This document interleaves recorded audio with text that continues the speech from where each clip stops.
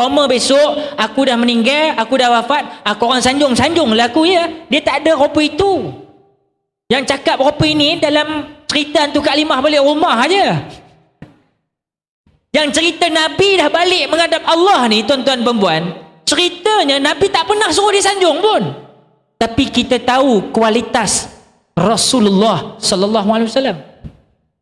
Sehingga kan apa yang Nabi buat kita kena ikut. Contoh, Nabi kata seandainya ada air di hadapan anda, tengah ceramah kan, tiba-tiba ustaz tengok ada semut kat dalam ni kan, apa nak buat? Ambil semut. Nak ambil macam mana? Kau ambil pakai jari kau?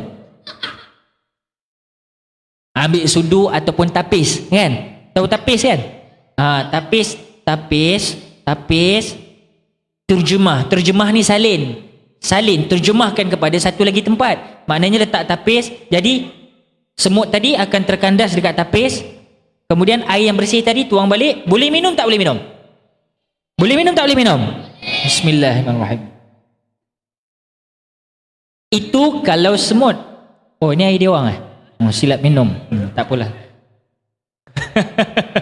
Okey. Maknanya itu kalau semut.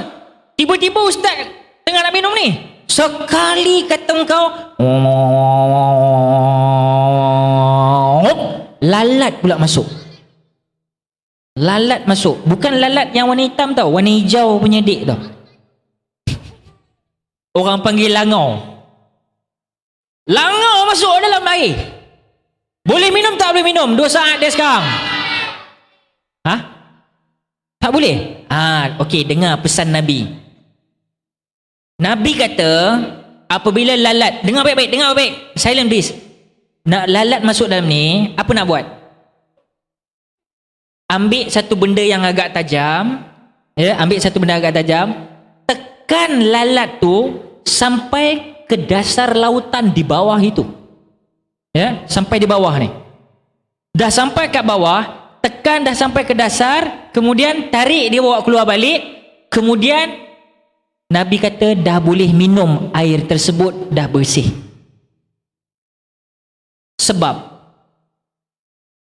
ulama menyatakan ribuan tahun dahulu saintis mengkaji, rupa-rupanya betul lalat ada 2 sayap, 2 kepak kan, satu belah kanan, satu belah kiri. Yang kanan ada penawar, yang kiri ada racun. Yang kita halau lalat ni tuan-tuan perempuan, sebenarnya pasal takut dia bawa kuman lah, racun-racun ni. Tetapi bila lalat singgah, dia nak mesyuarat dalam kita punya air ni, kemudian dia tenggelam, dia jadi Titanic, kita tenggelamkan dia lagi. Sebab Nabi kata bila kamu tenggelamkan lalat sampai ke dasar itu, sebenarnya masuk touchdown aja sampai kat bawah, penawar tadi dah activate, dia sebati dengan air, dia activate, dia absorb. Maknanya dia menyerap akan racun-racun yang ada ke dalam lalat tersebut. Subhanallah. Kemudian ambillah lalat tadi tu, bawa keluar. Dan Nabi kata boleh minum. Persoalannya larat ke komen nak minum. Kalau Nabi cakap boleh, larat lah kan. Sanggup ke nak minum? Oh, larat ni bahasa Perak. Sanggup ke nak minum? Dia cakap ada orang KL ni payah sikit. Lu orang KL Orang Kelantan. Orang Kelantan rupanya. Oh, Khairul Fahmi cek emak ni, main bola sama. Oh Allah. Okey. Kita balik. Itu bayangkan simple aja. Kalau ikut logik akal memang tak. Tuan-tuan perempuan, Islam ini tak boleh sekadar ikut logik. Ada benda logik, the reason with them, betul. Kalau nak ikut logik, mengapa kita dah ambil air semayang, tiba-tiba piwit kat belakang? Kita pergi ambil air semayang balik. Tapi ambil air semayang balik dalam keadaan kita basuh muka, basuh tangan, basuh kepala, basuh kaki. Tempat yang buat kerja keluar angin tu tak dibasuh. Pasal apa? Pasal bau dah hilang. Advance betul letak korang. Kita ambil wuduk, basuh muka, basuh tangan, kepala, telinga sunat, kaki 2 kan.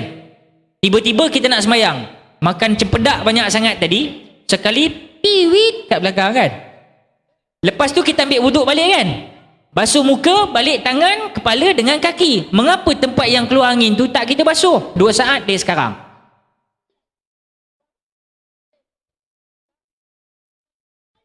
Astagfirullah. Benda ni tak boleh fikir logik kan? Macam mana? Angin aja. Tapi angin aja batal wuduk, batal semayang. Batal ambil balik, betul, ustaz tahulah kena ambil balik. Tapi mengapa tempat yang buat kerja yang menyebabkan batal air semayang tu, mengapa dia tak dibasuh? Pasal? Ada najis. Ada najis? Ya, kalau ada najis lagi kena basuh. Tapi mengapa tak basuh? Sebab tak nampak?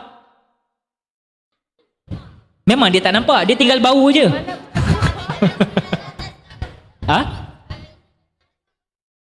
Ambil duduk dalam tandas. Tak kira lah kat mana-mana pun kau ambil wuduk. Yang penting ustaz nak tanya, mengapa tak basuh engkau tu? Senang cakap dengan budak-budak ni. Rasulullah kan tak buat. Yelah, Rasulullah tak buat. Sebab itu ustaz nak tanya, mengapa Rasulullah tak buat?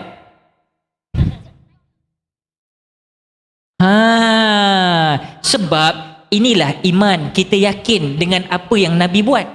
Kadang-kadang tak perlu tanya. Kita tanya pun sampai sekarang saya tak nak dapat jawapan. Ada yang dapat jawapan malam ni? Tolong bagi tahu kat aku. Mengapa kita dah terkentut, ambil wuduk balik, tempat yang keluar angin tak dibasuh? Kalau ada jawapan, lepas ceramah ni tolong bagi tahu saya. Saya masih mencari jawapan itu. Kena ingat tu. Tapi kalau cara kaedah umum senang. Macam adik masuk dalam lift kan? Adik masuk dalam lift kan? Dalam lift nak pergi kerja, contohlah kan, dah besar besok. Tiba-tiba orang ada 6 orang, adik duduk tengah-tengah. Tiba-tiba dalam lift. Okey, sekarang ni adik malu ke tak malu? Adik malu ke tak malu? Okey, yang malu tentang mana?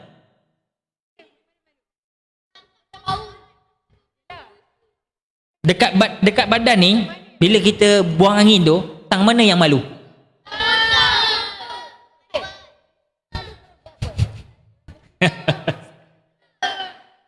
Okey, jadi ceritanya gini, maksud ustaz, bila kita kentut dalam lift, orang semua tengok, orang akan tanya, you kentut tadi ya?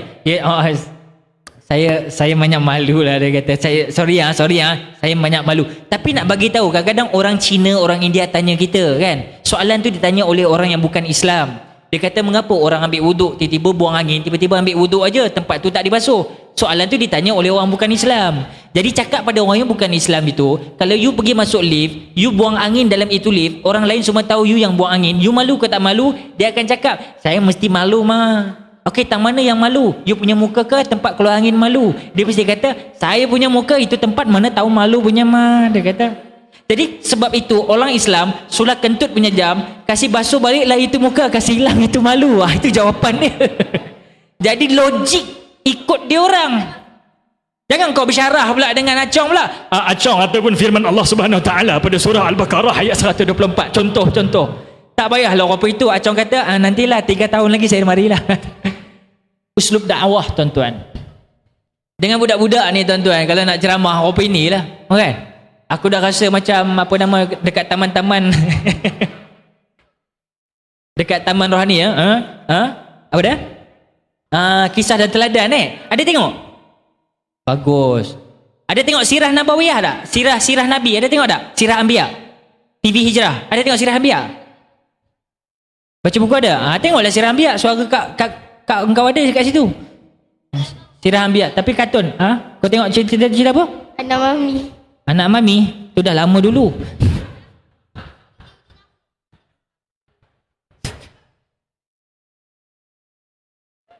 Sebab itu Ustaz pesan, orang sekarang tengok, Nabi kata waktu maghrib kena ada kat rumah, masuk masjid. Tapi tuan-tuan perempuan, kadang-kadang tengok anak dara kita sekarang. Waktu maghrib dekat McDonald.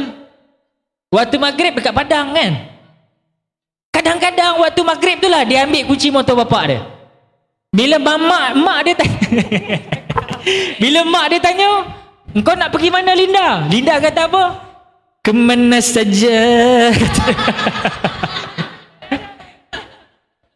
"Kau nak balik pukul berapa, Linda?" "Tak kira masa." "Kau nak keluar dengan siapa, Linda?" "Siapa pun jua." Tu dia. Macam pernah dengar lagu tu kan? Tak tahulah siapa nyanyi. Dulu kat radio, dululah. Ini zaman dulu. Satu ketika dahulu. Nyanyi ni? Ya. Lainnya sekarang. Dah apa? Oh Allah, orang Kelantan dia. Okey. Baik. Jadi sebenarnya adik-adik, nak cerita balik. Ni bab Rasulullah sallallahu alaihi wasallam tadi kan. Kalau kita tengok, ada tak orang hari ni raikan majlis hari jadi? Ada tak? Okey. Yang hari jadi itu disambut siapa? Mungkin adik kita, mungkin bapa kita, mungkin mak kita, mungkin atuk kita. Atuk ada? Atuk ada? Berapa tahun umur atuk? Ada 65 tahun? Lebih. Nak berapa tahun? 70? 80? Bayangkan 80 lilin atas kek. Boleh meniup? Boleh. Gigi dah tak ada dah tu. Nak tiup lilin lagi? Bukan. Gigi palsu ada. Poliden. Poliden. Okey, geliden. Okey, nak cerita balik. Mana ada orang sambut hari jadi orang yang dah meninggal dunia, tuan-tuan? Tak perasan pun kita hari ni sambut Maulud Nabi, menyambut hari jadi, hari lahir suatu insan yang telah meninggal 1400 tahun dulu. Ni tidak ada langsung kecuali Muhammad sallallahu alaihi wasallam dia. Inilah kehebatan Nabi, tuan-tuan. Hebat Nabi ni nak bagi tahu. Masya Allah. Kalau kita kata Nabi Yusuf tu handsome, macho, Nabi Muhammad sallallahu alaihi wasallam lagi handsome, macho. Orang tak bagi tahu je. Satu ketika Nabi, ini riwayat Jabir ya, sahabat Nabi dia kata, Jabir nampak Rasulullah ketika itu di Jabal Qubais.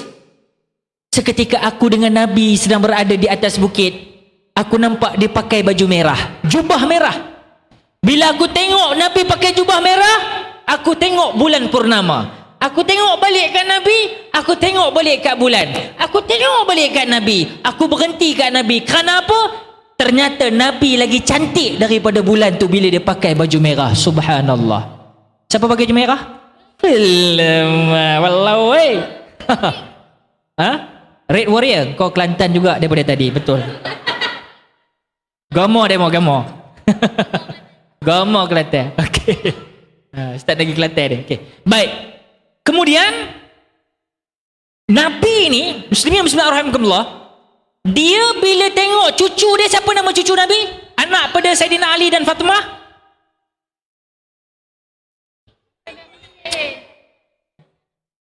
Aktor dalam filem Hantu Kalimah Balik Rumah? Husin. Okey, tapi janganlah buat apa itu. Husin, okey. Hasan dan Husin ni, tuan-tuan. Aku tengok kau itu dah lupa dah apa benda aku nak cakap tadi. Cucu Nabi pernah duduk ke atas Nabi waktu solat. Waktu Nabi sujud, sekali Hasan dan Husin ingat dinosaur ke apa kan, dia pun naik atas macam kuda. Rasulullah tak bangun, makcik oi. Rasulullah tak bangun. Rasulullah istiqamah terus sujud. Sehingga Hasan dan Husin sendiri bangun. Tuan-tuan, puan-puan. Kalau kita lah, tuan-tuan, bayangkan, tuan-tuan. Tak usah kata